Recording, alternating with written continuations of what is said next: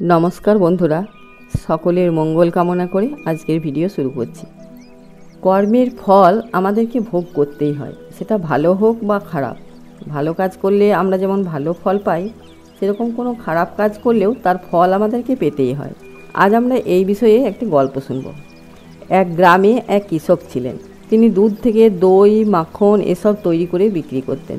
একদিন কৃষকের স্ত্রী মাখন তৈরি করে কৃষককে দিলেন বিক্রি করার জন্য। কৃষক তা বিক্রি করার জন্য গ্রাম থেকে শহরের উদ্দেশ্যে রওনা হলেন। মাখনগুলো গোল গোল করে রাখা থাকতো, সেগুলোর প্রত্যেকটির ওজন ছিল 1 কিলো করে।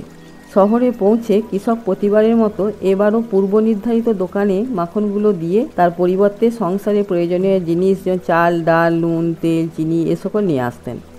একদিন কৃষক চলে যাওয়ার পর দোকানদার মাখনের ওই গোলগুলো ফ্রিজে রাখার সময় ভাবলেন, মাখনের ওজন ঠিক আছে কিনা একবার পরীক্ষা করা যাক।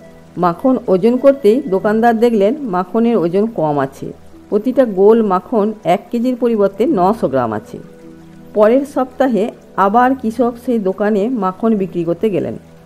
দোকানের সামনে পৌঁছানোর সঙ্গে সঙ্গে দোকানদার কৃষককে চিৎকার করে বললেন, বেরিয়ে যাও আমার দোকান থেকে, আমার দোকানে আর কোনো দিন আসবে না।